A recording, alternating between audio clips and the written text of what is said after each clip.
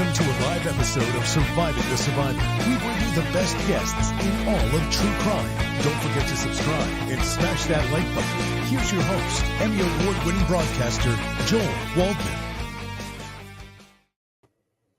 And what's up, STS Nation, and welcome to another episode of Surviving the Survivor, the podcast that promises to bring you the very best guests in all of true crime. And what better place to come to you from today than my home state of New Jersey and the Great Carm's temporary bedroom while we are here. This is why I love podcasting so much.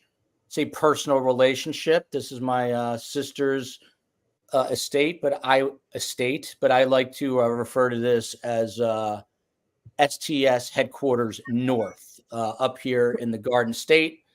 And I bet a lot of you did not expect to see me because I told you I wasn't podcasting this week. So I'm on the book tour, but then I could not resist. So I made it a point to come on tonight.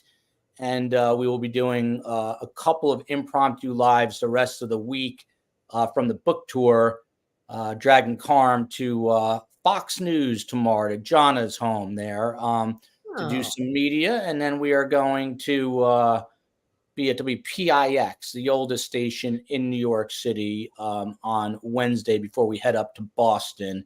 Very happy to hear that Peter Ellicott, who I'm about to introduce, is going to be able to make the Boston book signing. But great to see everybody here.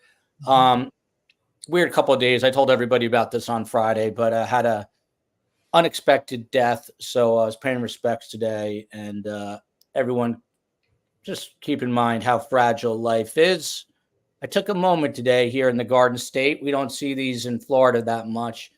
3 little deer eating the leaves off a tree, and I took time to watch them. Number one, they're cute. And number two, you never know when the last time you're going to see 3 deer are, because you never know what's going to happen in life. So that is my sage advice today. Of course, we are talking today, Karen Reed, and we have 3 amazing guests on this. She is the woman accused of running over her Boston officer police boyfriend and killing him. She's pleaded not guilty to charges of second-degree murder, motor vehicle manslaughter, and leaving the scene of a collision in connection with John O'Keefe's death. Peter Ellicott is here, bottom right. He is a Boston-based criminal defense attorney, a bar leader, an on-air expert legal commentator, super lawyer in New England. He told me, by the way, that if we podcasted 3 a.m, he would come on and podcast with us. So one day we may have to take him up on that. He's written a few books, one of which is called Super Predators. Someone who is never a predator, but always sweet and kind. Jonna Spilbor. She's a popular and outspoken attorney. She's a columnist. She's a legal analyst. She's a radio host. She appears regularly on Fox News Channel and Fox Business Network, and is an all-around very, very savvy criminal defense attorney. And last but not least, Jeff Wood. He is retired FBI special agent out of Boston. He focused on gangs and gang violence during his 20-plus year tenure. And I like to always tell people he was in the military. Well, thanks so much, H. Moz. I'm surprised you got it. Happy to hear good. I got some really nice feedback from people I did not expect to get that feedback from. So not the least of which is Jim Axelrod, who's a big-time CBS correspondent. He is hosting our event in New York City on Sunday. But anyway, Jeff's parents both served in Vietnam. We owe them a debt of gratitude for that. They met there, and that's how they had baby Jeff. And baby Jeff also proudly served in the United States military. So thank you to the Wood family for their service. Before we get into the meat and potatoes of this, the COE put together a whole new merch store. I'm sure she'll get you the link in here. And people have been asking for a very long time, and now it's here. The book is on Audible and Kindle now, and I can never listen to myself or watch myself. The very first thing that Carm does is watches herself and listens to herself. So we were fighting. She came with me to pay respects at this Shiva call today, as it is called, and she wanted to listen to herself the whole way. And so we were arguing back and forth. The irony of Carmen and I were accused of it being shtick, but when the cameras are off, it's way worse. We were fighting the whole time. I had to swerve the car at one moment just to put Carmen back in, had to check her and make sure she was, I don't know, following the rules. Anyway, so here we are. Peter Elican, you're a Boston-based attorney, so I need to start with you. We spoke last week. Since then, we've had some new big witnesses, not the least of which is Brian Albert, who took the stand today. Your take on him so far, I was going to ask you a different question, but your take on him, I mean, he's been crossed already and he's off now. Did he help the Commonwealth or did he help the defense, or are you up in the air about it? I'm up in the air about it because it's like I've said during this whole case, that normally you have a trial, prosecution goes first, and they get to put all their witnesses and their best case and everything. And then the defense goes, maybe on a case like this, they'll go start weeks later. And so the big fear that we criminal defense attorneys have, of course, all the time is that, the prosecution is going to give their best case, all their evidence comes in, and maybe the jury is going to start to, not have an open mind. They're only going to really get the other side. And the best defense often can do is try to knock little holes in it and then wait. And maybe weeks later, when the defense finally gets to present their case, they can maybe play catch up and maybe turn things around. This case is really unlike that. I have seen, while the prosecution is putting their case in, I think the defense has done and continues to do an extraordinarily good job in kind of, even though they're not presenting evidence, that they are raising enough questions and enough issues here in the case that I can't say that at this point early on, the prosecution, well, it's their case. They've only been the ones to put on their witnesses and give evidence. Therefore, they have to be ahead. In this case, I don't necessarily see that. I see the defense has been extremely effective.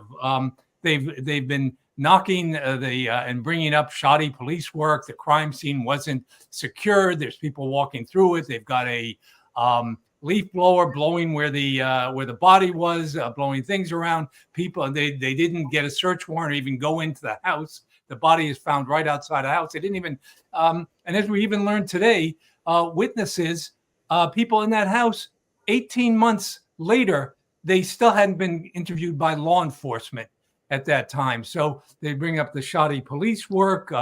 Their witnesses alone kind of knocked the prosecution's case that she was drunk at the time. Every witness who saw her in the bar so far, and these are the prosecution witnesses, every single one of them said they did not notice that she was drunk at all. I know the prosecution's one of the very strongest things they have is her making confessional, self-incriminating statements on the scene, saying alternatively, I hit him, or could I have hit him, or and this would be a real strong, I mean, you have somebody confessing, that's usually a strong part. And then we learn that none of the first responders or even the police there on the scene who say they heard that noted it down in the early police reports. I mean, there you have a dead body on the ground. Somebody confesses, I hit him, I'm responsible, I did it. And then you write a police report. You don't happen to mention that, put that down as possibly important.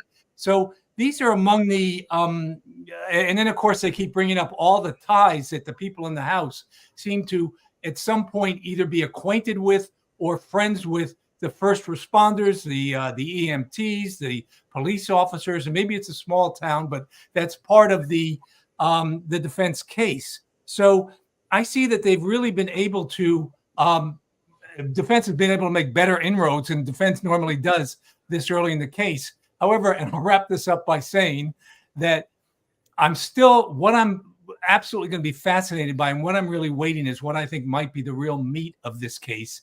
And that is the forensics, because I have almost never seen such dueling battles between every report I hear an alternative report from the other side. And we're not even clear on the cause of death. The prosecution says she backed the car into him, knocked him down, and that's what ultimately killed him. And the defense is saying the exact opposite. Gee, we don't even have any injuries on the torso. We see it's obviously was a fight inside the house. We see defensive wounds on his wrists. We see all kinds of cut marks that normally you wouldn't see if you got banged by a car. We see contusions and things on different sides of the head. And so, I mean, that's like one example, but we see so many other examples of that they,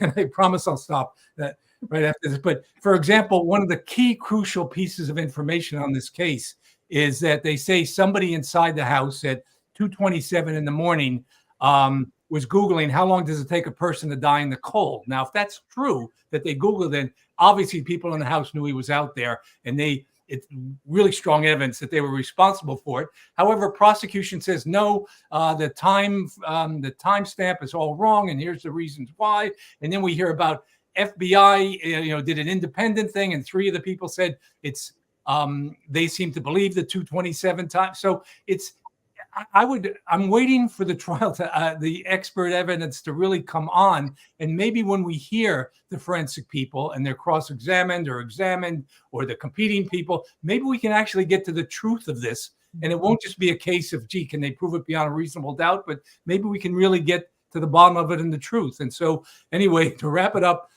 that's what I saw more of today and for the last few days. So it's been kind of more of this. Prosecution has scored points and pretty much, saying that she made confessional statements basically, and then the defense has been doing a particularly good job at getting their case forward, even though they aren't even presenting their case yet. Yeah. And I'll wrap that up by saying that. And Peter has said to me, he's an analyst for the local NBC station, that he loves podcasts because he gets to speak, and speak he did. And definitely no short sound bites here, but I love it. And I'm so used to like the 8-second sound bite. I got to tell the history of the world in 12 seconds. And here Peter, I'm going to watch your analysis. I want to see you with an 8-second sound bite. I'll be impressed to see that now that I see you in the podcast world. So I'm going to tune into that. But Jonna Spilbor with another amazing background in her home. These are real backgrounds. These are not the fake Zoom backgrounds. Says it right here. I'm still trying to figure out when we're going to hear some real evidence that Karen Reed did this to John O'Keefe. Now, on the flip side, I think you could say the same thing about the defense. Where are we going to see the real evidence that this fight occurred? So, Jonna, the bottom line is I have never seen a case that I can remember that's kind of this crazy. And I know that's a cliche, right? But even this morning, by the way, there was a fight outside the courtroom, just to put things in perspective. And it was between reporters. One reporter accused another journalist of pushing them down the stairs.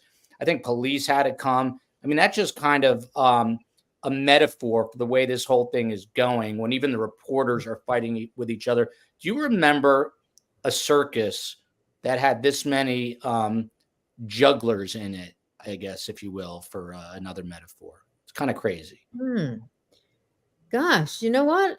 If I had another day, I could probably think of it. We've had some big high-profile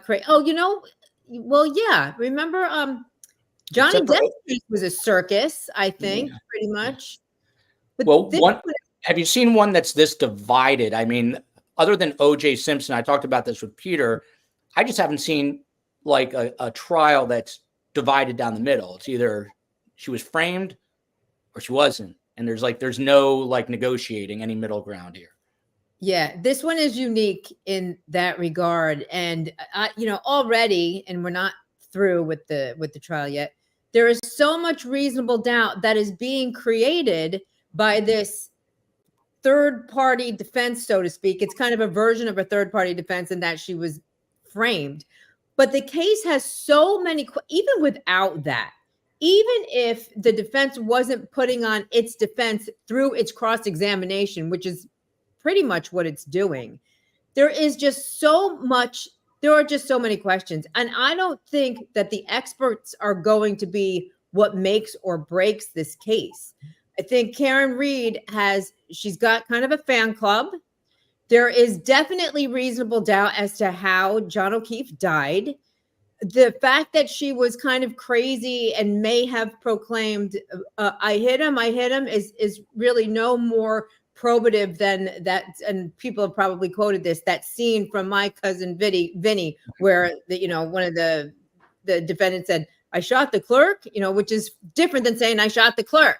So, I mean, she's got this kind of cocoon around her. And I hate to do this. I hate to be critical, but the prosecution is not doing a great job. And there's one thing, and maybe we can talk about this a little later. When I was listening to Brian Albert's testimony, I started to ask myself, why isn't this man pleading the fifth? Because on cross-examination, they're really going at him, and they're really trying to home in on, he might have done something criminal, but he testified for a grand jury. He testified for another grand jury, and now he's testifying on trial. And if I were his attorney, I'd be like, you know what? We're going to slow this down. Let me just hit pause here for a second, because I want to let you guys know, total sidebar, I'm a little bit distracted as we're sitting here. I'm going to tell you why. Two feral cats that have lived in my yard for the last year had kittens, and they've brought them up. And I see these little fur balls running around, and I keep looking that way. So I don't want you to think Jonna, I'm not. we are dog and cat friendly here. So if you have to attend this, again, this is podcasting. This is why, Jonna, one day in the not near future, Surviving the Survivor will be the Super Bowl halftime show for exactly this. We are humanizing the media. So, and Jonna, by the way, I love your Instagram. I don't know the official, you can shout it out right now, but Jonna sends things like she'll be rescuing a raccoon. Yeah. She does all kinds of interesting things. So you should be following Jonna on Instagram. But we're going to circle back to all this. One of the things that came up, Noe Astorga here.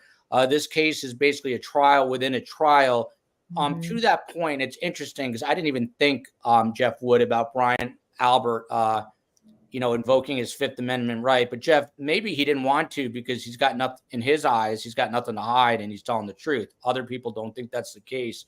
But Cami Martinez echoing what a lot of people are saying, which is Brian Albert lied so much, played stupid, bad look for a seasoned cop. I mean, there were a fair share of kind of tiny little, some people might think they're huge, but just the fact he said at one point, Alan Jackson says, Mr. Albert, this was minutes before everybody headed to your house at 34 Fairview, correct? And Brian Albert says, yes, including John O'Keefe. And he says, yes. And people took that to mean that John O'Keefe was in his house. And now, it might have meant that John O'Keefe just arrived at the front of his house, but people say, well, that was a lie because he had said John O'Keefe was never there. And here he's alluding to the fact that he was there, whether he walked or broke the plane at the door. That's a whole different story. But I guess in general terms, there was enough little things with Brian Albert today and the other day that those who believe that Karen Read was framed, there's certainly enough reasonable doubt, or enough questions, I should say, where that could be feasible to them. This is, in my opinion, turning out to be a problem for the Commonwealth. I don't know. I know you're traveling. I don't know how much of Brian's stuff you saw today, but is he detrimental to the Commonwealth at this point, do you think? I didn't get to see anything today. Unfortunately, I was traveling, so I can't tell you. But the way you just said that to me, was he talking about when they were still at the bar getting ready to leave? Yeah. And then go to the house? Yeah, right? yeah, So to me, the way you just explained it, I already put it, they were still at the bar when they were all hanging out at the bar. A lot of things have been said. One, the FBI has not come out and made any public statements at all. Everything that we're hearing about the FBI is coming from the defense team. So what is the truth about what the FBI has found, done, said? I can tell you in my cases, I have seen where we have to go back and say, okay, the timestamp necessarily says this, but when you have to convert it from wherever the home base is to wherever, it's not what's saying on the statement of 227. It could be later, before, again, we have to wait and see the evidence and see how it's explained. I don't think either side is doing a great job. So I think it's very middle of the road right now. And what do I mean by that? I think that from what I'm seeing is, I don't think the defense is. I'm conflicted here with our two attorneys. The defense, to me, they're trying to prove, which they don't need to do anything. They just have to show reasonable doubt. Mm-hmm. That part, I think they're doing well when they're attacking the investigation, because I think there were mistakes made in investigations, but that happens in every investigation. We go back to the point of no one wrote a report about what she said. Reports do not, now granted, I, as an investigator, put more into my reports, but a report is only there to refresh your memory. It's not to be a verbatim of what you said, what you did, what you heard, right? It's just enough to refresh your memory.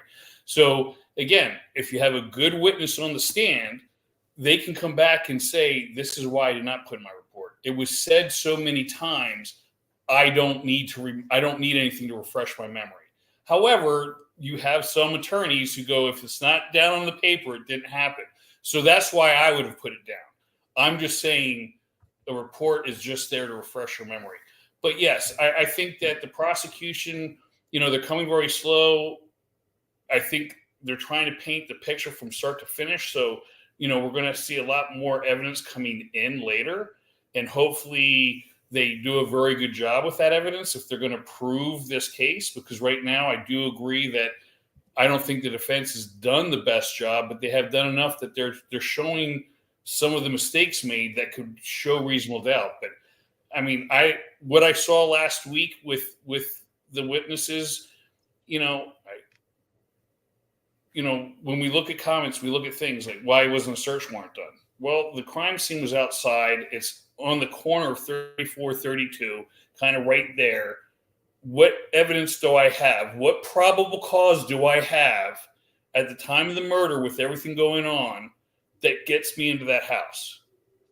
Just because they say don't come in? Well, one, if they did, why do I have to let you in my house if I have nothing to, even if I have nothing to hide? What attorney's going to say, yeah, if you have nothing to hide, let them in? No, make them get the search warrant. Let them show that they have probable cause, right? So what's the probable cause to get in the house? I don't know if there is any.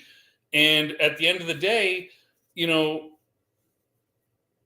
Brian's on the stand because he's saying, as you said, I don't need to invoke my fifth because I didn't do anything. So here I am. I'm, at times to me, when you take the fifth, if you have nothing to hide, if you didn't commit a crime, sometimes that can send a different signal. Here you're a prosecution witness. And so if you are, once you start, you have to go with the whole testimony. That means cross and indirect, right? So I don't think he really was lying. I just think that,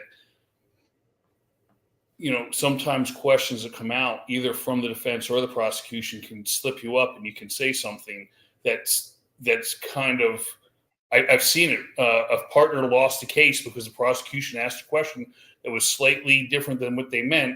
The witness didn't understand the question and answered the question the way he thought it was, but that alone put the reasonable doubt into the jury's mind. So, I mean, that can happen all the time from one side or the other. So that's my thoughts on what we've seen so far. We're going to get a whole lot more thoughts here. La Mesa, so nice. She was asking what kind of swag to bring to Toronto. Totally unnecessary. However, it's kind of an inside STS thing. So I am probably a medium if it doesn't shrink, a large if it shrinks, somewhere between that. I appreciate that very much. And Katie Girl says she's going to have to miss the book signing in Toronto because she's working. We just announced or about to announce that we're also doing in Toronto the same day, the 21st, 12:30 p.m. at the Toronto Holocaust Museum, which is going to be really interesting. So if you can make that one, Katie, please come out there, and I'll be putting it on my socials, on Twitter at Podcast STS, on Instagram at Surviving the Survivor. And I love it. Getting a call right now from Toronto about the book signing from someone that everybody knows who's going to be a guest there, I hope. So who's, at least, let me rephrase that. everyone who watches this show knows. Back to John. We'll go the other way now. So Brian Albert from Gabrielle here seemed to be distancing himself from everyone and everything in a way that seemed excessive. Am I wrong in that? Followed by, I had another comment here, and I don't know where it went, but there are people who are, by the way, Coco says Peter's statements are very spot on, very astute. Jonna, to me, and call me naive, like I was watching Brian Albert and I was watching Brian Albert Jr. today, and I was watching some of these other family members. If I was covering up a conspiracy for, let's say, my dear mother, I would be very nervous. I'd be worried. I'd be stuttering. I'd be trying to recall information. I'm not a good liar. These people are very smooth. So either they're very smooth liars, or they're not really worried about covering up something or keeping a story together. How do you square that? Well, I can speak to the testimony that I saw of Brian Albert, and that was like pulling teeth. He did not come across as genuine. He came across as an ex-cop, which might turn off some of the jury. He didn't come off as very forthcoming. But I will also say that I don't love the technique or the manner of the defense attorney either, because it comes across as very snarky and, very snippy. And if you're really just trying to defend your client, then get the information that you need. You don't need to keep slapping the witnesses across the face, figuratively speaking. But he's not. Brian Albert is a key witness, and he's just not. He does not seem like he is wanting to come forth with the information, which to me raises some red flags. That's interesting. And do you think and you have a lot of experience, I'm not going to age you or date you, but you go back into the early 90s. Do you think that the jurors, Jonna, so do I, you look a lot better than me though, but do you think the jurors are picking up on this? It's a weird thing. I don't know if I have some sort of internal bias, toward law enforcement. I happen to really admire law enforcement. They just don't seem to me like they're hemming and hawing and trying to cover their tracks for something that happened at this point. Well, specifically, I think Brian Albert was really trying to distance himself from Karen Reed for whatever reason. And, cops are good at being cops. And a lot of times when I have to question cops on the stand, if they don't want to be a good witness, they're good at not being a good witness. And you have to kind of get in there. And I know I'm talking from both sides of my mouth because I don't like the snarkiness coming from the defense attorney, but I guess I can understand why he's getting there. But that's a good point too. Police would have more experience in being a hostile witness. Jeff's lifted that finger up. Jeff, could you go up on the stand with all your experience and be a hostile witness because you know how to do that, I guess? Don't lie. I was going to say testifying is an art.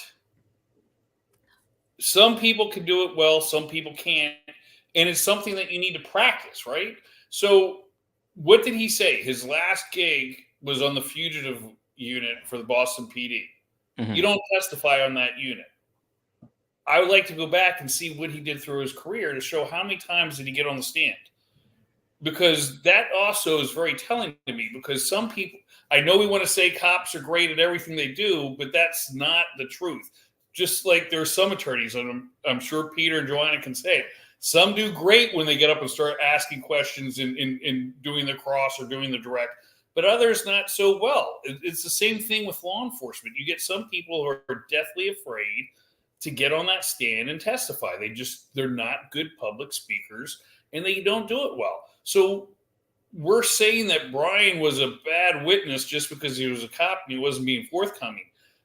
That could be true. I don't know, but I have seen some great people who can get on the stand and they do very well, and they don't need to refresh their memory. They prepare themselves. They come across, their story doesn't change, and they're just very fluent, and they're good with both the direct and the cross.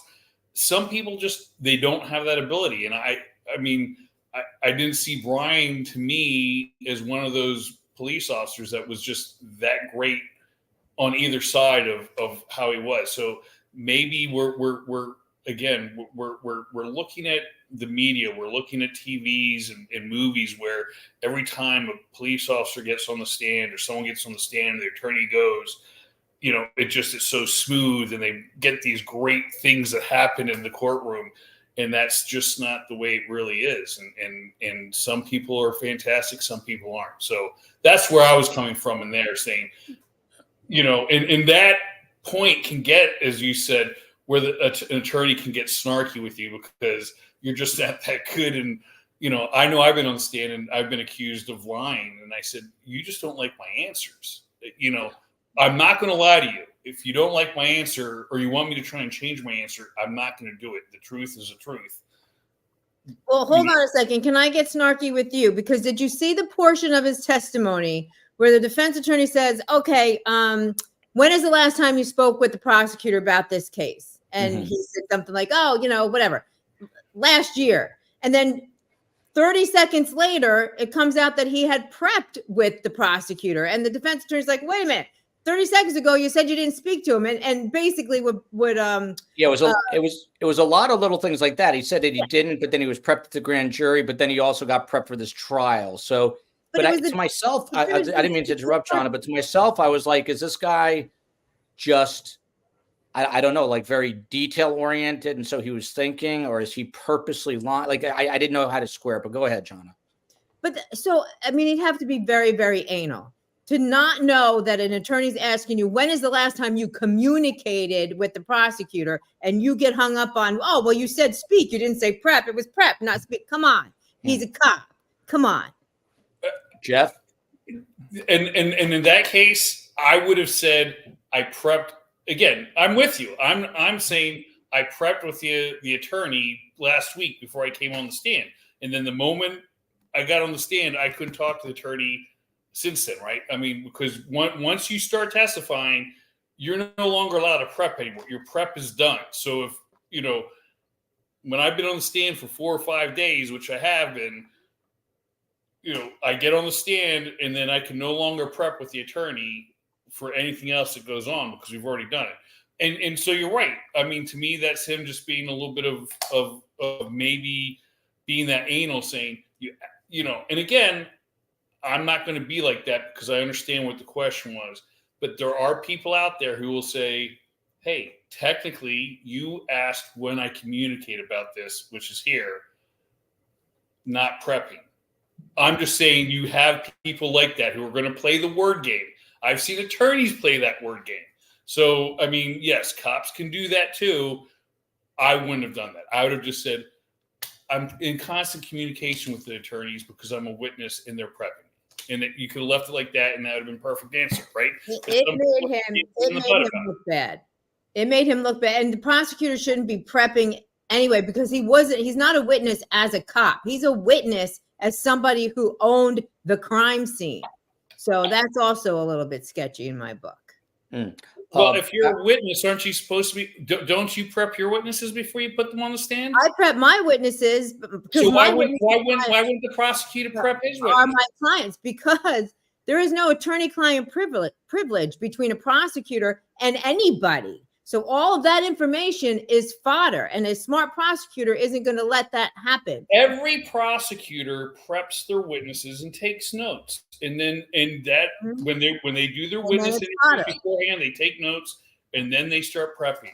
I've yet to meet a single prosecutor that has not prepped a single witness that they're putting on the stand for direct. So for you to say that they would not prep this witness or anyone else, that's wrong. I have yet to see. I'm not saying the prosecutor didn't prep. I'm just saying that that's not privileged communication, which is why a defense attorney is going to get up on this and say, "Well, what did you talk about?" And it's problematic. I love it. It's getting feisty in here, but we're going to get Peter's. Peter's going to referee this, and I love it. Comment on my cup. What's the cup say? It says "Tears of Opposing Counsel." Brooklyn Pasola here. I think Karen Reed is a small fry here. The case, though, is exposing a sloppy PD and might be indicative of bigger issues they will have down the road. Followed by this comment. back after this is a huge Karen reader. I saw him in the chat, or she, I don't know which, and the other day. Right. I mean, who could ever believe the FBI with an FBI agent on our panel tonight? The search happened. Karen Reed is innocent. Anyone with a brain knows that. Followed by this. There is zero evidence Karen Reed did anything. The Alberts are the Murdochs covering for their version of Paul Murdoch. That's harsh there, of course. And then I saw this right here, Peter Elican from Kristen Cure. She admitted it. Karen Reed did. And even her attorney in a public statement said it was an accident that she caused. Her own attorney, she admitted it. Case closed. Again, Peter, this is incredibly divisive, and I don't want to spoil the party for you, Peter, but someone in the chat said that Peter Elican has drank Turtle Boy's Kool-Aid. How do you respond to that allegation or that assertion, Peter Elican? Do I really have to respond to that? Let me tell you something about myself. I do a lot of legal analysis on TV, and I normally take great pride in being straight down the middle. I'm not some zealot for the defense, and I often say, gee, the defense is doing a terrible job here, or they really have no evidence and nothing to work with. It's not their fault, but they're not successful. I like being very balanced and fair. And in this case, so I'm trying my hardest, and I've been talking to anchors and reporters around the Boston area and other prosecutors in other counties, and they're kind of saying the same thing. And I had at least 2 anchors say to me from local stations that they don't want to seem biased, but everything seems to be coming out, on one side. And so I don't think it's a matter of drinking anybody's Kool-Aid. I've really tried to look at this, and I really see reasonable doubt you could drive a truck through, and I don't see how anybody could look at this case different, like, oh, they've got her nailed cold. As far as she arrives on the scene, she knows nothing about a fight or anything went on in the house or anything. She sees a body there.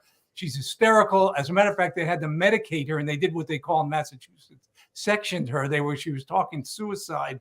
They had to, transport her to the hospital. And she was saying things like, and it wasn't clear, like, all she knows is his body there. And she's going like, could I have hit him? She said something, or I hit him.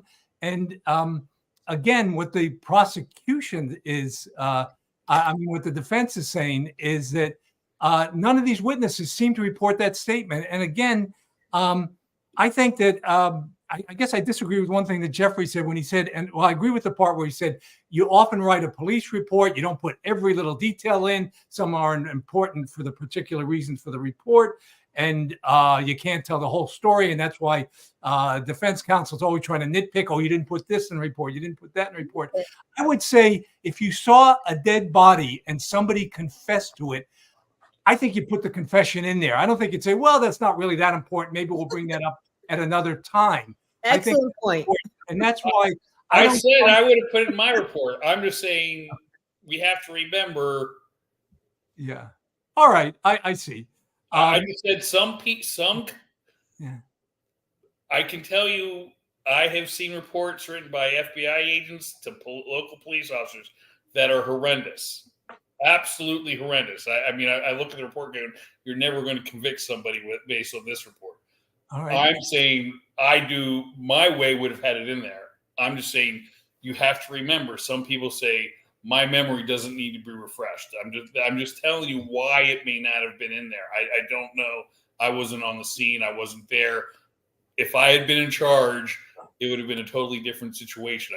I'm just telling you. I know how police officers sometimes write. I mean, there was so much that came up in testimony today that I kind of want to break it down. But there's so many big angles to this story. Lou Lamoracco here, directly to Jonna. You might regret asking this, Lou, but Jonna, please explain the absurd fact how Yannetti, the defense attorney, David Yannetti, lied the first 4 words in opening statements, the first 4 words where Karen Reed was framed, 5 feet from John O'Keefe's mother with the straight face, disgusting. So literally you see it on both sides. But John, I have a bigger question for you, kind of related to the frame up, as Joseph Kowski said, if I'm I hope I'm not butchering his last name, but who was on with us last time. Jonna, there's this whole third party culprit defense, which obviously you know a hell of a lot more than me about, but this is an issue for both sides, but the defense says Karen Reed was framed, and they're bringing up this guy, Brian Albert. They're bringing up the son. They're bringing up the daughter. And it's like they're circling the wagons, but they're unable to say this person did it and this is how we know. And I guess the same could be said on the Commonwealth side. Karen Reed did it, and they're circling the wagons to a degree. And outside of, I mean, the difference between this is my opinion, the difference between the Commonwealth and the defense is on the Commonwealth side, you have witness testimony saying, I hit him. Multiple witnesses saying that. And you also have this Yannetti that the jurors don't know, Yannetti coming out saying it was an accident and now putting up this whole defense. What do you make of these contradictions on both sides? So it's interesting because if you look at what we've seen so far, Karen Reed almost doesn't need to put forth this third-party culpability, oh, she was framed defense, because there is a lot of reasonable doubt already, which may change. You know, my esteemed colleague said, when the experts get there, maybe that's going to change the game a little bit. But there is reasonable doubt because nobody saw anything. The nature of the injuries isn't exactly in line with if he got run over by his girlfriend and she didn't know it versus getting in some sort of fight or being mauled by a dog or whatever the theory is going to be. So this whole frame up as an affirmative defense technically could have been unnecessary. So in my view, it's there really for good measure, which is why it took a lot of wrangling pre-trial to make sure that they were going to be allowed to bring in, to set forth that defense and bring in a lot of that evidence, because a lot of defendants, not a lot, historically, when defendants want to bring in a third-party culpability defense, it gets shot down by a judge pre-trial because you don't have enough specifics. Here, they seem to have a lot of specifics, even though nobody saw exactly what happened and what killed John O'Keefe. So it really is adding to the reasonable doubt. It's not taking the place of the reasonable doubt, if that makes sense. Yeah. If I could jump in here just for a second. Peter, please. There was a specific instruction by Judge Cannoni at the beginning of the trial. She said to the defense, you may not bring up this third-party culpability in your opening statement. However, if, when they put their case on, if you can bring in, reasonable, evidence, then you can bring it up at that time. So there very well may be really some pointing the fingers at particular individuals. They obviously can't do it through the cross-examination. They were forbidden to do it by the judge, which is probably reasonable, not to bring it up in the opening statement. However, they can bring it up, and I'm sure they will. They seem to be promising a lot of evidence toward that when they were at the time. So that could very well be coming where they could really be. They don't have to. I agree with John that there's enough reasonable doubt here, but we very well may be hearing that where they get rather much more, even more specific than they are now. Peter, back to you, because that was too short an answer for you. So I'm going to come back to you real quick. So well, we lawyers are getting paid by the word, so going better than your billable hour. Brian Albert says, and this is a direct quote here that I'm about to read about John O'Keefe. There's all this debate. Was John O'Keefe in the house that night? Was he not? John never came into my house that night. He would have been welcomed, and the defendant would have been welcomed if she had come, meeting Karen Reed. I wish they had come over that night and they would have been welcomed with open arms. I really do. Alan Jackson then asks Brian Albert, why did you never even go outside? This is also a big point of contention for free Karen readers. Why did you never go outside after seeing the police activity the morning John O'Keefe died? Albert said he never noticed anything was happening until after John O'Keefe's body had been taken from the scene to the hospital. And this is a quote. At that time, there was no victim outside my house. There was no one who needed first aid. There was nothing he could do. And then months later, we know after O'Keefe's death, Brian Albert sells his home and testified Friday it was not because of the death. But there's all these things like the selling of the home, the not going outside. Are the jurors, do you believe, seeing it in this light also? Is there any way to tell, or do you just believe that the defense has, as you said, I guess, driven a bus through this reasonable doubt. And there's so much out there that there's no other way for the jurors to go at this point other than with reasonable doubt. Yeah, I think, for example, I don't know if the juries are going to buy that. He basically said he slept through everything that morning, and he actually, after the body was found, and one of the people outside called him up and woke him up. Again, I guess that's possible. Maybe you're a heavy sleeper, but the fact that he's in there, his family's in there, they have a dog, there's emergency vehicles, she's screaming outside, there's different cars going in, there's a number of people. They were all outside my house on the lawn there. Particularly my dogs would not tolerate that. It really strains credibility. Maybe it's true, but it strains credibility. Also, you're right. There's a number of things that happen. He sells the house. He's got a dog that they've had and they testified they've had this dog for a number of years, and they decide to rehome it shortly after this incident happens. I mean, if any of you know, we dog lovers, you have a dog for years, that'd be like giving away a child. You don't rehome it. Worse. Although in fairness, I have to jump in there. There is paperwork and documentation that this dog, Chloe, got into a huge fight with another dog prior, and that's why it was rehomed. Whether that's true or not, but there is documentation. Jonna, why are you shaking your head no there? Because I would never, ever give up one of my animals. You'd have to pry that animal out of my cold, dead hands. I would never do that. Yeah. And I want to add one extra thing, too. Not only the business about selling the house and selling the dog, but also Brian Albert and others there suddenly kind of got rid of their phones or erased them or whatever. And he came up with a whole excuse today about he got the notice. He wasn't supposed to preserve it, but he got the notice the day after he, kind of got rid of everything. And every step of the way, it just kind of strains credibility. It's like, and this is how a trial goes. These are building blocks. There may be an excuse. Yeah, maybe he legitimately did get his phone reprogrammed and get things erased on it. Maybe he really didn't wake up with all the sirens and with all the commotion outside. Maybe, but you added up building blocks to a criminal case. So Jonna, speaking of you having to pry your cold hands open to get rid of your pet, there's a long-running joke, not really even a joke, in the Waldman family that every time I go out of town, there is a crisis, a massive drama, and even Carmen and I were predicting how soon after we left Miami would I get the first crisis call. It was actually before we took off, and it was actually a serious issue. But then this morning, I woke up, not related to us, but someone else. But then this morning, I wake up to a panic call from the COE. She had taken my oldest daughter to the doctor, and upon her return, our brand new sofa, Ethel Bug Johnson, our now 3-year-old boxer, her birthday was just last week, was chewing either markers or crayons on said sofa. COE lost her mind and said that she is now, for the next 2 weeks while I'm gone, going to treat Ethel like the dog that she is, not letting her into the house. And it broke my little heart. Luckily, she's in Miami. I think tensions have cooled down. Ethel probably licked the COE on the face, which she hates and I love, and now they've made up. The couch doesn't look as bad after steam cleaning it and a multitude of other things, but just know that I would never give up Ethel or Fred Brown. Just know that.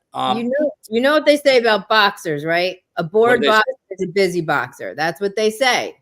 Yes. So you must have been bored. Ethel is that's COE. Just leave her during the day. Just leave her out. It's 100 degrees in Miami. Give her water. She'll run around and bark at people, and she'll be tired at the end of the day. But we digress. By the way, is Karen in jail during this trial? Sandy C wants to know. No, as far as I know, she is not in jail. She's at home. They're coming for you now, Jeff Wood. Oh, come on, cop dude. You're way off base. But please, he is not a cop. He is a former member of the United States military and a retired FBI agent. Let's be respectful here. Only I can be disrespectful. But Jeff Wood, to you, and this was brought up by me last show and today by Amy P. in New Jersey, and we talked about it with Peter. If you're a Boston police officer and you get into this what's being described as a fight, either your son or you, we still don't know the details, and you kill a Boston police officer, namely John O'Keefe, are you then going to throw him on your front lawn? The question was, why would they ever put him on the front lawn? That doesn't make sense either, right, Jeff? That doesn't make any sense. There's a lot of things that doesn't make sense here. I go back and say, I think the prosecution is not doing the best job. The prosecutor I worked with for 20 years on the gang cases, we always brought every type of issue, whether it was negative, something that could be confusing. We brought it up in direct. And I know I've said it a couple times during this trial so far. It's Eminem and 8 Mile where we bring all the negative things out. And I don't see the prosecutor doing that here. I see the prosecutor going through, they say their things. If I had been the prosecutor, all right, let's go into details. When did you start looking to sell your house?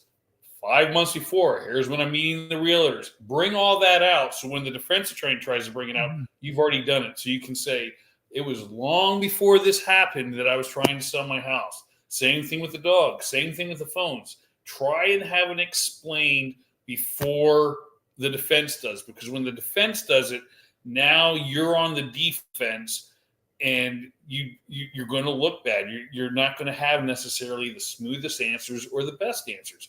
If you bring it out first and you explain it well, it's hard for the defense to attack you. We would put people on the stand. And have you ever shot at anyone? I've done 3 home invasions. I've pistol whipped my victims. I've shot up 3 houses during drive-bys. Why? Because they disrespected me, and in the gang world, that's what we do. Did you ever kill anyone? No. How do you know? It would have been in the news. But I sent the signal when I shot at them. I've stabbed people. You bring that out with your witnesses, it's harder for the defense to attack your witnesses, right? I don't see the prosecution doing that here. And so to me, that's why I'm saying deep down, I believe that she hit him when she was drunk because everyone was drinking. It's a horrible thing that happened. But I don't think right now, if you were to stop the trial right now, I think the defense has done a great job of throwing enough reasonable doubt that a jury could not convict, because I don't think the burden of proof is being met by the prosecution. And no, I don't think a cop would have just thrown the body right there by the yards. Because, trust me, I can tell you right now, when I was in the military, we were like, if we ever had to make someone disappear, believe me, we were going to make someone disappear. And you had that core group of people. You've been out there with them, you form a bond, and they're like, whatever we need to do, we'll do, right? I'm not saying we would ever do that, but I'm just saying that's the type of bond people form when you're in the military. And the closest thing I've seen since being in the military are certain units in law enforcement. I'm not saying that every unit's like that, but the task force I worked on, we were so tight.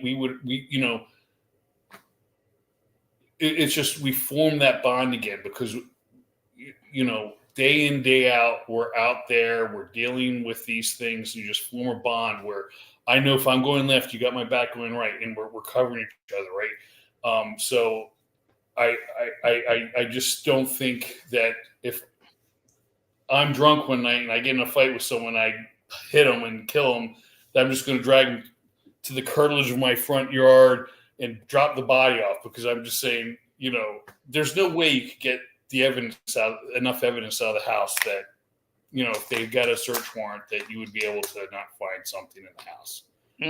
Look at this dreamer thinker for a super chat here. Agent Wood, you have a lot, at least it's Agent Wood. You have a lot more reading to do. There's simply no way that a car caused these injuries. You asked us to trust you. I can't. You haven't done the work on this case. No disrespect. But you, Jeff Wood, have more work to do. Well, he's not a forensic expert here. There's going to be experts that are going to talk. And I have heard experts talking about, by the way, Dr. Cyril Weck died today, one of the most preeminent forensic. Really? Yeah, he passed away. One of the best known pathologists ever to live. Worked on OJ and a bunch of big cases. So condolences to his family.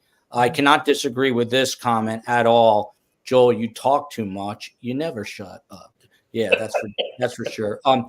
Defense Diaries, my man Bob Mott is out there. He's been following this. I'd like to get Bob on. I'm toying. COE won't let me do it because we're in New York City all day.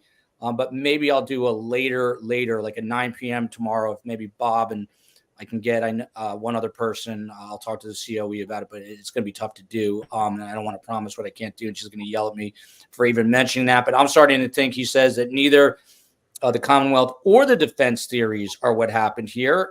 Yeah, maybe that's not mutually exclusive. Back to Peter. So Peter, there's also Brian Higgins. So Brian Higgins is a big bad ATF agent that's friends with Brian Albert, and there's video or allegations. I don't know if the video shows it exactly, but of them horsing around that night and at the bar. And Brian Albert gets into a fight stance. And by the way, there was conflict over this too. He was asked, "Are you a but the wife, Nicole Albert, was asked, "Is your husband a professional?" He is a professional fighter. She says, "No, he's not." But then there's a video of him and a trained fighter, not a professional fighter. And he sure does look like a trained fighter. And this is coming from a guy who doesn't fight, but watches a lot of fights. And he spars and hits pads like he does know how to fight. So back to this, there's a call. The first person it's brought up today by Alan Jackson, the defense attorney, the first person that Brian Albert calls after learning of John O'Keefe's death is this guy, Brian Higgins.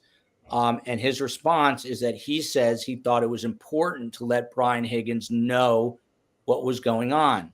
Brian Albert also speaks to the former Canton police chief, this guy, Kenny Berkowitz. But what they find out almost immediately at the same time is that there was a call from Brian Albert to Brian Higgins at 2:22 a.m. that same morning. And that's about 3.5 hours before John O'Keefe's body was discovered. Again, a very curious fact, Peter Elican. He said it's a butt dial. He said he was having intimate relations with his wife. His phone was on the bed, and he butt dialed. I don't know, Peter. That's a possibility, I suppose. That's a new meaning to the term butt dial. That's not what happened. But look at Donna. So I guess I'm just gullible, but there are a lot, Peter, a lot of little coincidences. And that's why I said each one of these alone wouldn't do it. But I use that expression for building blocks. You get hit with fact after fact after fact. And after a while, you say, how coincidental can this be? And I know you talked about they were play fighting at the waterfall bar. And the prosecution, the defense, again, a little building block. It's not that important, but in cross-examining Brian Albert, he mentioned that he brought out that he was trained as a Marine in hand-to-hand combat, number one. Number two, trained as a Boston police officer in defensive fighting. Number three, had boxed in the past and actually had some real regular, authentic boxing matches, although those were quite a while ago. So, and I think they were trying to show, hey, so you're somebody who could potentially beat up somebody. I think that's what they were implying. They didn't say it, but again, and that's another building block too. There is just so many little pieces here, and I just want to go through like several little ones. They brought out today in cross-examination, all the people leaving the house did not see this body there on the lawn at all. Supposedly it would have been, she would have dropped him off hours earlier. Nobody saw it. Even his daughter, even his son said he had, and it's not like, gee, it wasn't visible or was off in the distance. His son said that he had seen an SUV there earlier, and then later he looked out and he could see the tire treads. Now, if the visibility is so good, you can see the tire treads. You don't see a 220-pound body there. Again, the jury hears that. And of course, there was a tow truck driver who went by in the middle of the night, didn't see a body there at that time, long after Karen would have dropped him off. And then, of course, I'll just wrap this up by saying, we have the other strong evidence that has really come out during the cross-examination. The prosecution, one of their big arguments is she backed her vehicle into him, and then there's this red pieces of tail light there were like 45 pieces there. It turns out and the defense was saying, no, that was, they did 2 searches beforehand, right at the scene when the body's there. They're looking for evidence. They even took that leaf blower just to clear the area. They didn't see anything at that time. And then only later on, when they took the vehicle, was towed away to be inventoried and to be wherever they take it to, and the Sally port later. And there's no video of it. Somehow the video wasn't working that they normally have in that Sally port. Anyway, hours and hours later, suddenly they come back and they say, here's red pieces all over the place. Anyway, I'm mentioning this because all the prosecution's witnesses, every single one of them, the police on the scene, the EMTs who were over the body, the people who were actually looking for evidence there at the time, did not see any red pieces of tail light. It was only many hours later, and I see Jeffrey's probably going to knock me down on that, but I'm expecting that. But that really fit into the defense's story. It really, they seem to back up the defense's story, at least at this point. And I'll finally say, yes, we're still early in this case. We're in the 2nd week. They're saying the case could go on for like 8 weeks. So we're still in the infancy period. Maybe all kinds of things will come up later. Yeah, this was day 10 of testimony to Jeff Wood. The thing listen, again, there's lots of things we need to look at here. And again, I'm of the belief that she's innocent till she's proven guilty. Mm-hmm. I know things that I cannot talk about because I can't. But one, when you look at the house, the driveway's on the right, the body was found on the left at the very edge of the property by the road. So if I'm looking out here, I'm not looking over here looking for a body. That's one. So I can understand why people are saying, and this is where I say in prosecution, when you're looking out your window, you're looking out the door, whatever, where are you looking? Down my driveway. I'm not looking over to the corner of my property that borders the other house where the body was at. Let's get that out of the way with. 2, the Canton Police Department does not do homicide investigations. That's done by the state police and the state police crime lab personnel. So you're waiting for them to show up to do the evidence collection. You're waiting for them to come up and do the investigation. So yes, right now, I will say, did the Canton police maybe not do a great job of securing the crime scene, doing proper things? Absolutely. I'm not going to give them 100% like they did a great 100% job here. I'm not saying that. But what I am saying is, it's in the middle of a blizzard. They're waiting for the state police. The state police don't get there till many hours later. We haven't heard every person involved in this investigation yet. And again, it's the building blocks. Here's the prosecutor, and he's starting off here. We've already heard the cops who did show up on the scene never spoke to Karen Reed. So they, we're saying, why did they write it in the report? They never interviewed her. They never talked to her. So maybe that's why it's not in the reports. She told it to the EMTs who responded to the scene. They don't write reports. Now, a good EMT, a good emergency room nurse. My mom was an emergency room nurse after returning from Vietnam for 50-some years, right? She took notes down because she knew immediately when she heard something like, oh, boy, I'm going to be on the stand for this crime. So she did the job. So, yes, can we go and say the EMTs probably should have written something up, taken notes down on what they heard? Absolutely. I'm just saying we haven't seen all the evidence yet. I agree the defense is doing a good job of throwing reasonable doubt in right now, but we have not. But to me, that's why I say I don't believe this conspiracy that they did it, because we haven't heard the testimony from the crime scene evidence text from the state police. We haven't seen all this different evidence that's coming in yet. So we have to wait and see everything. And if the prosecution doesn't prove beyond a reasonable doubt, she'll be acquitted, either be a hung jury or it'll be a total acquittal. We'll find out what happens when they're done. I will say, I've been around cops. I never was able to do this, but I've seen them when they drink. They can drink like no one else. So again, we go, oh, they never heard anything outside. Well, I can tell you as a responding officer to different things, my siren wouldn't be on. I may have my lights on, but as I got close, I would shut it down depending on the type of crime I'm responding to. If it's, they may say it's already dead. We don't know who's showing up and who has sirens on or just lights. And so if I'm in the backside of the house. My lights are spinning. It's not coming all the way around to the back window. We don't know what kind of things are. So, there's a lot of things going on here that we, again, we're jumping this big conspiracy theory that I just don't think we have there.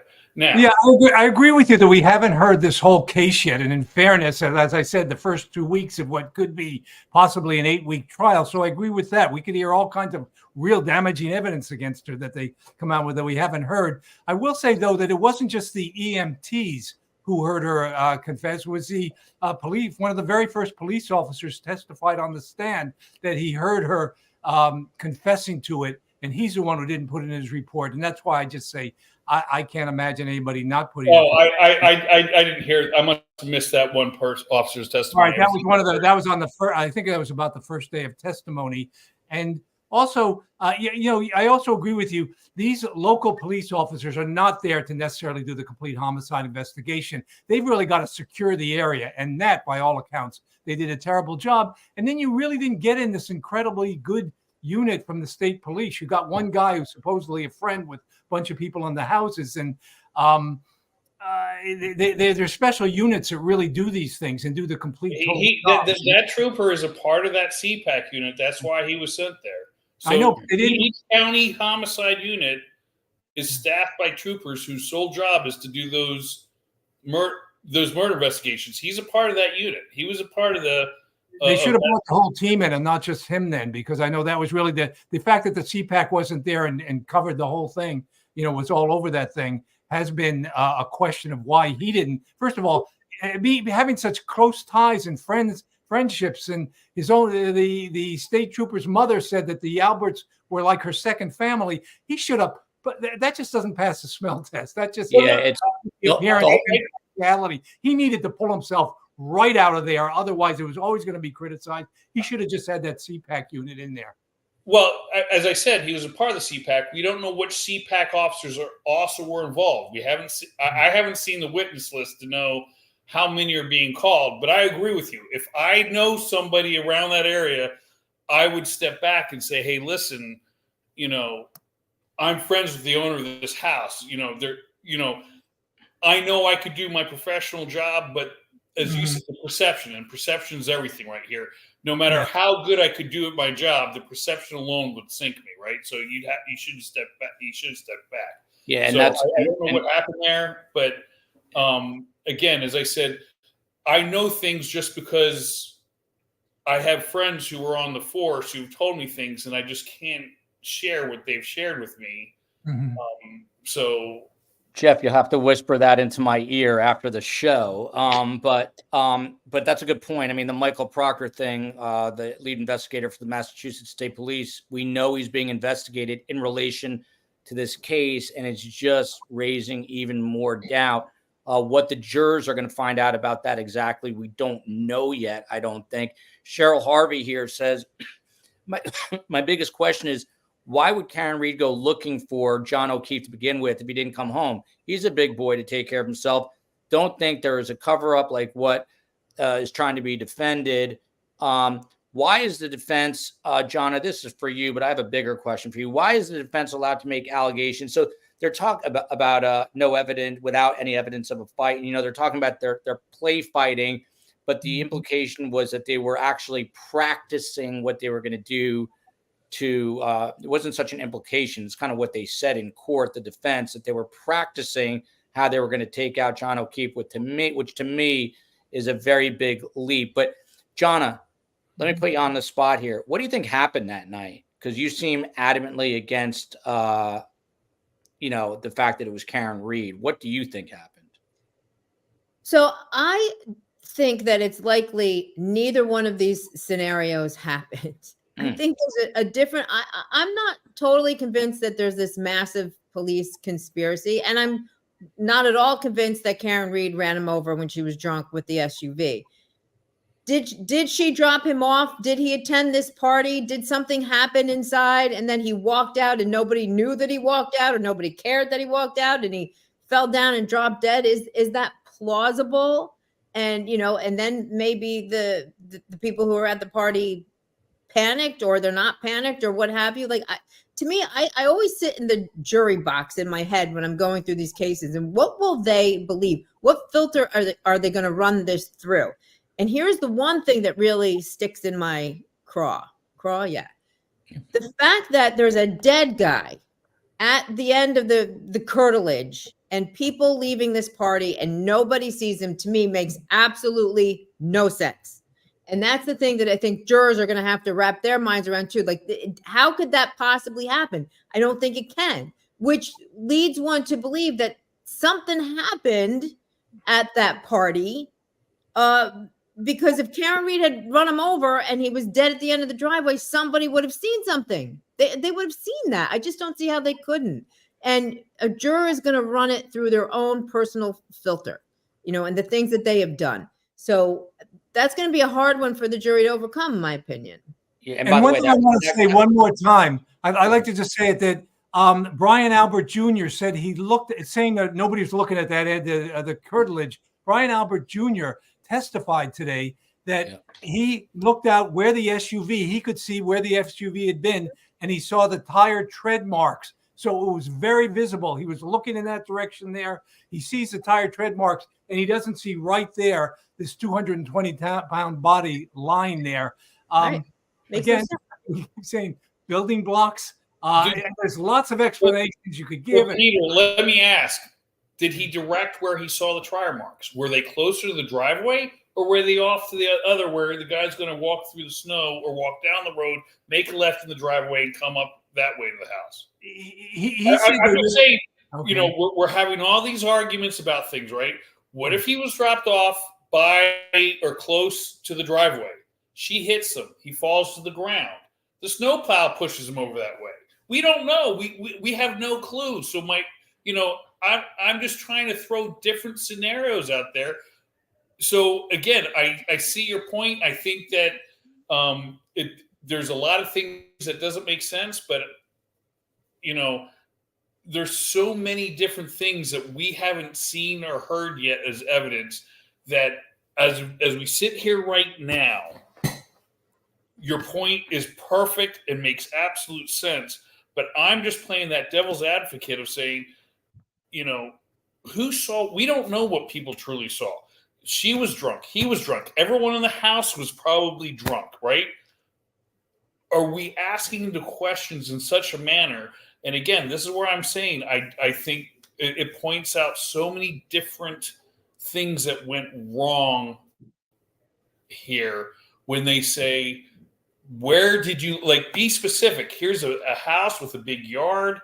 Where were you looking when you saw the trowel marks? And if you say I'm pointing over here to where the body was seen, then I would completely agree with you and say, how the hell did you not see that 220-pound body right there either, right? But if I'm looking over here, that's where I saw the trowel marks, and I'm looking this way, you're talking about a 60-degree plus angle from where he's looking to where the body is. I'm not looking there. So, maybe I don't see it. We don't know because the questions weren't asked in a great way that would make sense to us. But it goes to show reasonable doubt because it wasn't specific. And I think that's where I've said before, I don't necessarily think the prosecution has done a great job. I would love to say, show me the picture of the house. Now with the laser pointer, tell me where you were looking that night and point directly there, and then everyone, the defense can see, the prosecution see, the jury can see, and now maybe can make a little sense. Again, I'm just trying to throw some things out there for us to mull and chew over and say, these are mistakes that are being made that, for us, it's hindsight, right? We're looking after the things were testified, after things were done, where we can say, oh, that was not that great. But, there's so much things that went on. Right. I told you before, I don't think the Canton police did a great job necessarily of securing that crime scene, but they weren't looking for evidence other than where the body was, where you heard the cops say, well, we thought we should probably do something. I have never heard of storing blood in a solo cup before or anything like that, but they tried to do that, right? Here are things that just don't scream perfect to me. What is your take on the fact? Okay, so we have a dead body at the edge of the curtilage. How about Googling at 2:00 in the morning, how long does it take somebody to freeze to death? And at around the same time calling your best friend, which you said you didn't call because it was a quote unquote butt dial because you were having sex while you were stinking drunk, which I'm not even going to comment on whether that's plausible. But when you put just those three things together, well, there is some dispute over the time. The Commonwealth is going to say it wasn't at 2:22, but Jeff, the question was aimed at you. Yes, and I will tell you right now, I don't get the butt dialing while I'm having sex. I mean, my phone's not going to be in my bed with me, right? So I get that, and I agree that doesn't make any sense. But I can tell you, I have gone to a Brinks Armor car facility where they had somebody on inside stealing $50,000 on camera, and the tape shows 12 o'clock the day before the actual crime took place because they didn't reset the clock, the internal clock. That's but things can happen where a phone, you may have a download saying, hey, right now, and again, we're hearing this from the defense. We're not hearing it from the prosecution. But if the servers for that phone is based in California and I serve a subpoena in California and it shows 2 o'clock, then fast forward 3 hours, it's now actually 5, or go backward or fast forward to the time, it's 5 o'clock in Eastern Standard Time, not 2 o'clock Pacific Time. So we have to wait and see what the prosecution says of why they're saying at almost 3 o'clock in the morning, 2:57, this was done. The one thing says it was done. The prosecution says, no, that's not right. And we'll show you when we're on the stand, right? My pupil, Jonna, has a comment. Before we get to Jonna, in one split second, we've got a poll here. The only thing that is 100% in life, death, taxes, and Surviving the Survivor, the book, is now out on Audible. Those three things. And my mother, God bless her, it's an 8.5-hour Audible read, as they say. And we fought the entire time. But in my opinion, this is going to go down as one of the funnier Audible books ever because my mother speaks 6 languages. And it's hilarious, despite the somewhat, at times, heavy subject matter. So it is available on Audible now. I think Karen Reed is not guilty, 61%. Guilty, all charges, 4%. Guilty, manslaughter and leaving the scene, 13%. Undecided, need more evidence, 23%. I can tell you unscientifically that this has shifted a lot from our poll last week, way higher on the not guilty. Jonna, the floor is yours. Okay, so my question was going to be, take the timestamp out, because I know sometimes timestamps can be off, although it's a little bit different when you're looking at this kind of data. But take the time out. Why would somebody Google how long does it take a body to freeze to death at all if you're not somehow involved in making that happen?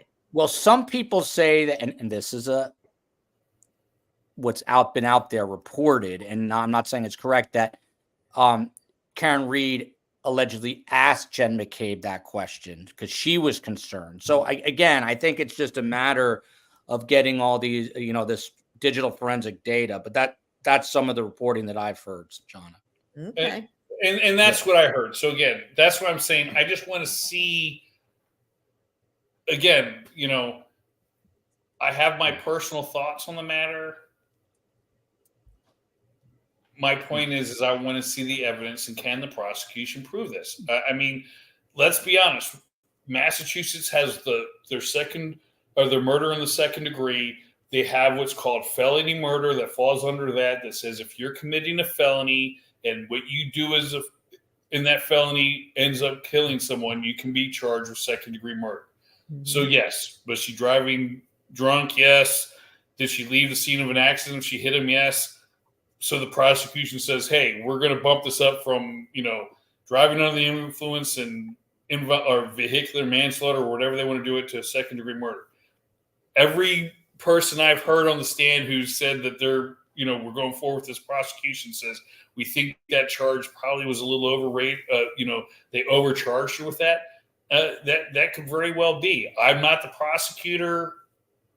I'm not the attorney. I'm not an attorney. I'm an investigator.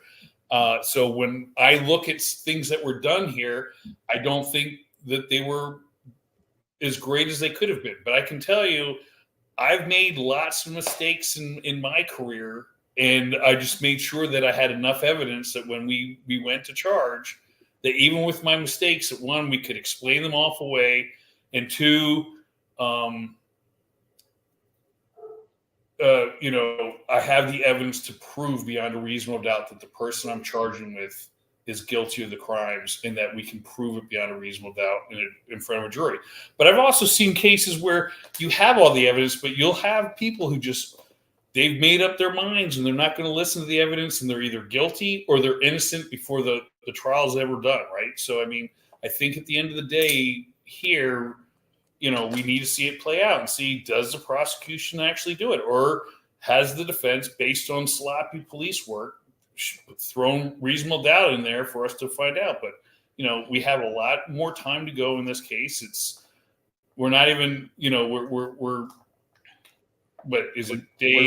We're day 10 of what could be another 6 weeks, if not 8 weeks of trial. Maya here says, can PD, and I agree with this, at the very least needs to be retrained or investigated, and or both. And this is an interesting comment. Peter Elican, this is your wheelhouse, and I've got a few more points, and then I promise we will begin to wrap here. But Lula Morocco, Attorney Alan Jackson's aggressive LA style does not fly in Canton, with the jury witnessing him doing the exact same thing as he did in, was it Weinstein's trial? I know it was Spacey, harassing the witnesses.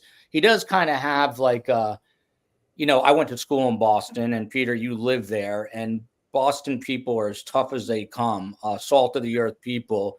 And here comes this slick, we talked about this a little bit, slick LA criminal defense attorney, and he's skewering a Boston police officer. What are the optics of that, do you think, Peter? Yeah, that wouldn't be great. I think he's doing a wonderful job on cross-examination, but I would probably leave some of that sarcasm off. It certainly wouldn't be my style. For example, I forget the point that Brian Albert was making, but he said something like it was, he did something and it was his birthday. And Jackson immediately interrupts and goes, happy birthday, and then goes right into the, and I thought there were stylistic things that I probably wouldn't have done. David Yannetti, who's absolute state-of-the-art superstar, a trial attorney, very down to earth, kind of a conservative, even not somebody who talks about conspiracies or whatever. I think he's doing an absolute superlative job. I thought it was an absolute masterclass, his opening statement and his cross-examinations.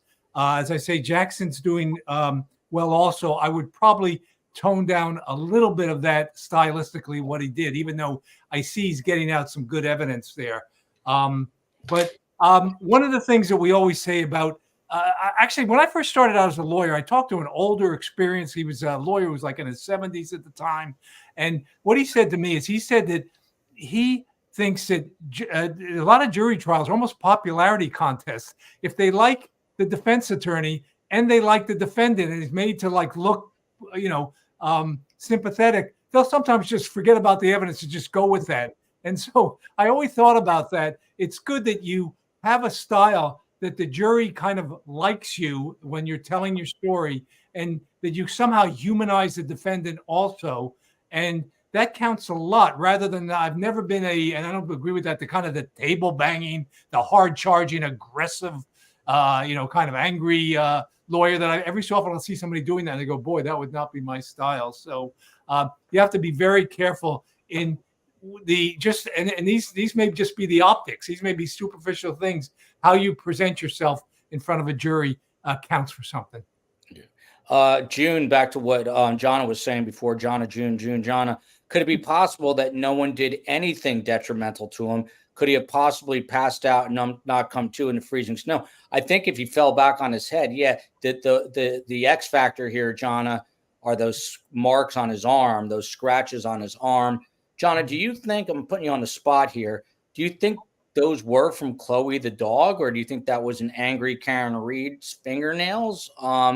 You have a lot of experience, I mean, in forensics, just by boyfriends? What? just being around forensics and dealing in that world. Do they look like dog bites to you? So I think to me, they look like neither. to me, it is possible that that could have happened from some other source. They really don't look like dog bites to me, and they don't look like, it's just, I don't know. That's kind of, if you're going to be fighting with your boyfriend, I don't know if you're going to scratch him on his, I don't know. There could be another explanation, but the point is that is going to create more reasonable doubt, because if they're not definitively scratch marks from a human, and they're not definitively scratch marks from a dog, and they're not definitively tire marks, that doesn't leave the jury much wiggle room in terms of, if they can come to beyond a reasonable doubt. By the way, and I love this credit. I really do like this. Someone says Karen Reed was true dunk to remember. The Advocate. I love STS, but the few shows I've watched on Karen Reed are frustrating. Y'all are not educated in this case. It's disappointing. You got 3 people here following. I mean, I'm a dumb, but these 3 are, and I'd like to know the Advocate. I don't know that I know your take on this. I'd be curious. Put it this way, it's not the first time I've been criticized today in the last 3 minutes. So, John, back to you on this, because here again, Brian Albert's on the phone, is on the witness stand, and they're talking about his cell phone. And he says his phone was failing, and that's why he got rid of it. Then Alan Jackson says that Brian Albert was asked the same question at the federal grand jury, where he stated it was just a coincidence that he got rid of it. And then he turns his phone in before he says that he got a preservation order to keep the phone, and it was a 1-day discrepancy. And then Alan Jackson, and I quote here, so according to you, you got rid of the phone that was the subject of a court-ordered preservation the day before it was ordered preserved, right? Jackson asked. He says, September 4th was my birthday. The phone was broken and failing. I'd planned on getting a new phone, and that just happened to be the day I got it. Again, all these little things are beginning to add up into a mountain of what could be big things, aren't they? Too many excuses are always problematic for the person making the excuses. And he seems to have one excuse after another conveniently, right? Anything that should have been preserved somehow. Oh yeah, well, 1 day ahead, like he didn't get the letter and then decide to go ahead and change his phone. And from the defense perspective, you got to remember, Karen Reed's camp doesn't have to answer that question. Karen Reed's camp doesn't have to prove that he got the letter and then got rid of the phone. They just need to do what they're doing, and that's plant that seed of doubt in the minds of the jurors, so that some of those jurors are going to sit back and go, why did he get rid of that phone 1 day before he got the preservation letter? And how about, isn't his stuff stored in the cloud like everybody else's stuff is stored in the cloud? So all you've got to do is plant that seed of doubt. You don't have to solve the mystery when you're defending a client. And that, I think, is part of the strategy here. Now, sometimes the defense, Alan Jackson, crosses a bridge too far. And this was a case, Jeff Wood, and since you were the only law enforcement officer on this panel, Alan Jackson asked Brian Albert, who is a retired Boston police officer, if he's ever received training on criminals covering up crime scenes or deleting phone evidence. Were you ever trained in that, Jeff? It seems like he's obviously trying to make the point that Brian knows how to cover up a crime, but to say that they were trained in this, that's not going to play well to any juror who's pro law enforcement. We're not trained. We're trained to go to the crime scene and find evidence, and that evidence could be where people have been trained to try and hide evidence. Right? People hide evidence all different ways. We found evidence different ways. Murder took place in East Boston on the beach. When they stabbed the guy, the knife broke off in the guy's chest, and so we had the blade from the chest, and then the rest of the knife was thrown in the ocean. And we had someone who took us back and said, we threw it here. The dive team went in, and lo and behold, they found the rest of the knife, right? We had another murder where they were going to throw everything in the ocean, but I was lucky a source convinced them to bury it. He took us back to the spot where they had 5 bags full of clothes and knives that they used to kill someone. and it was buried under the ground. So all these different things are teaching us how, okay, here's the crime scene. Let's secure the crime scene. Let's gather the evidence. Then let's go back and go through the evidence, box it up the proper way, package it the proper way, get it to the lab the proper way. They teach us, you get a phone, we have to hook it up to this machine and download the phone. And the moment you get the phone, you get it inside the bag so nothing can come in or out anymore. So you can say, when I got the phone, it was preserved the way I got it. I get it into airplane mode when I can right away, when I take it out of the bag to start the examination. So they're not teaching us how to delete the evidence. They're just teaching us how to gather the evidence. So, again, I think, as we've already said, the defense is trying to throw little things of reasonable doubt, which is their job, right? They're there to get their client the best possible defense that client deserves, and to try and make the prosecution do their job of proving beyond a reasonable doubt that they're guilty. And I think the defense has been working on that. I think they've made a few mistakes along the way where I think they do come across maybe a little too snarky with certain witnesses. But overall, if you have a person, to me, if you're on the jury, you've got to put aside your biases on everything and listen to the evidence. And at the end of the day, look at that evidence and say, did they prove beyond a reasonable doubt? Yes or no? And if the answer is no, then you can't convict that person, right? And I think here we have a very long trial. I think what I'm seeing is the prosecution's going from start to finish, painting their picture, and their picture's only maybe a quarter way done total, if that. And we'll see a lot more coming out, and then we can see, are they doing their job right, or has the defense been able to throw in for every little mistake that's made? Every time we've got these unanswered questions, why is this call going out at 2 whatever in the morning when you're supposedly drunk and having sex with the wife? Why are you calling these people? Why did you get, again, as you said, why did you get rid of the phone, right? Why are you doing it at this point? And it's enough that maybe a defense goes, yeah, as Joanna said, why? I don't know. And the dog, the house, all of it. Things. There's a lot. And as the old commercials go, and that's not all. There's more, and I'm about to tell you, and then we're going to wrap up. But Jody Johnson says, I can now see why the division in this case. Look at this. No one cares about this except for me and Alan Shapiro. I was on North 8th today, Alan Shapiro. That is my hometown of Highland Park, New Jersey. I literally was on North 8th today. And Alan Shapiro, I better see you at the Museum of Jewish Heritage, 12:30 p.m. on Sunday in New York City. You're going to have to schlep across that Holland or Lincoln Tunnel to get in there. And by the way, John, I know it's a big ask, but I'm going to send you the invite, Jonna. 12:30 in New York, Battery Park. Jim Axelrod of CBS News is going to be moderating the conversation. I would love to meet you in person. I'm going to send you 12:30 this Sunday at the Museum of Jewish Heritage. Send me, I'm going to send you the info, Jonna Spilbor. I would love to meet you in person. Peter Elican, and I promise right after this we'll wind it down. Brian Albert said he never met Karen Reed, and then photos are taken out showing them together. Alan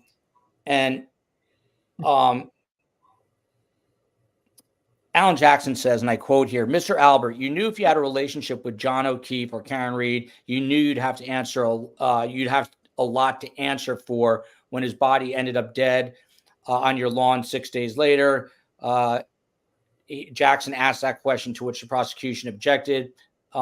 He goes on here, Mr. Albert, there's the same question here, but so he's saying on the one hand that he didn't know Karen Reed. Then they put up a photo where he's with Karen Reed. And then he says, I didn't really know her. It was kind of an acquaintance. Same sort of thing that we saw the other day with this EMT firefighter, Katie McLaughlin. But again, it's another paper cut, and you could die from 1,000 paper cuts, as the old saying goes. Is the defense killing the Commonwealth with this death by 1,000 paper cuts? Absolutely, positively, yes. And yet, I really agree with a lot of Jeffrey Wood's premise here, that we're still early in the case. And for each bit of evidence that looks bad for the prosecution, there can possibly be a logical explanation for each and every one. So I agree with that. We should reserve judgment to the end. And there may be logical explanations for everything here. It's just one thing after the other after the other. We don't usually see this. At the very beginning of the show, I mentioned usually the prosecution gives it's the best of that they put forward, their witnesses, their evidence. Defense basically has to sit back and suck it up and take it for a while until they can wait a few weeks and then give a lot of their explanations. This case is so different. It is death by 1,000 cuts here, that they just, the reasonable doubt just keeps hitting and hitting and hitting. And again, we could have our minds changed. Evidence can come out during this trial that it won't be the first time that we all, rushed to judgment, came to a conclusion. And then as time goes by, gee, maybe I should rethink this. So in fairness, I will say anything can happen on the case and there can be some logical explanations, but boy, they're just, and this is still, we're in the prosecution's case here now. And there's, as we keep using that cliche, there's reasonable doubt to drive a truck through at this time. And I agree with Jeffrey Wood that can change on a dime. By the way, Neely, OMG, the photo does prove really. That's what I just said, that they were in a photo together. Still coming after me here. Jeff Wood, he's a retired FBI special agent out of Boston. He focused on gangs and gang violence. You don't have to agree with what he says, but you better respect him for what he did. He also served the United States in the Army branch of the military. And by the way, thank you to everyone. Tomorrow is my 5-year-old son's birthday. We had the party this week before I left on the book tour, and he was a ninja, and he was flying through the air. And if you want to see photos, you got to follow me on Insta at Survivor, or on Twitter at Podcast STS. Very quick. My son was playing tennis. He's not yet 5, not till tomorrow. And a 13-year-old was talking smack to my middle daughter on the tennis court. And my son threw down his racket, John McEnroe style, and said, "Let's go." And the kid said, "All right." And my son, who's not even 5, took this kid 13 points. My son lost by 2 points, but one of my most proud moments ever. Not the fact that he challenged him, but the fact that he threw his racket down. I love it. Kid's going to be a player one day. I was a mediocre tennis player, but J-Mac, not that I'm pushing him at 4 years old and 364 days, but J-Mac, get on the court while I'm gone, hit 1,000 forehands, hit 1,000 backhands every single day, twice a day. Anyway, sorry, I went on a little tangent there. Peter Ellicott, I've got to give the last word to Jonna Spilborg because she is fair enough. She's the madam on the panel, and I kind of love her insight. Not that I don't love yours, but we'll give the woman the last word today. But Peter Ellicott, he's a Boston-based criminal defense attorney, a bar leader, an on-air expert legal commentator, and he wrote the book Super Predators. If this ended today, Peter, what would the jury's verdict be? Oh, I think it would be a not guilty all the way. And that's just today, though. When we go back to Jeffrey's premise, we're still early enough. If you said today, and there's so much reasonable doubt, but let's listen to the rest of the prosecution's case and see if the things can be swayed in a totally different direction. And Jeff, I think I was so fired up about my son that I didn't ask you that. If it ended today, what do you think? How does this trial go? Well, one, I don't think it could end today because there's so much more evidence to come in. But I would agree right now that because we don't have the evidence in yet, you couldn't convict right now. That there's just no way. There's too many holes, and so that's reasonable doubt. So again, we have to wait to the end of the trial. We have to see what the prosecution puts on, the defense when they get to put their case on, and then make our decision. Can't wait to get to my STS book tomorrow. I've got to be honest, as an author, the scariest thing is when people actually get their books. I'm getting some good feedback, but waiting for that hate to come to. I'm whining about that to Carmela.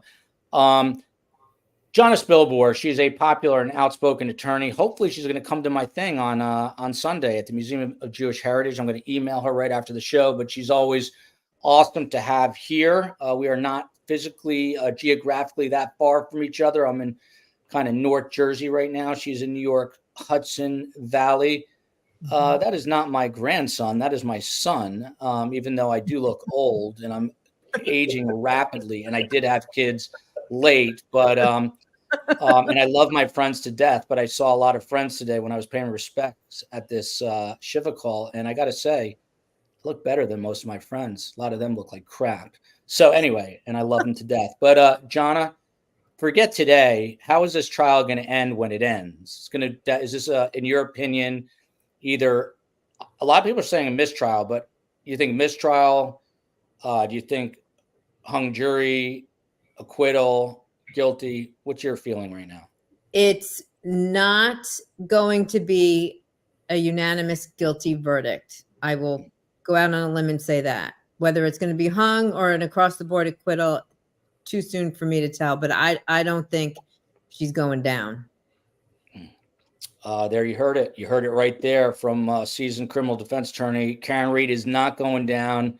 We love them all here. We love Karen Reed. We love the Commonwealth. Let's see the evidence play out, and we will ultimately find out how this whole thing ends.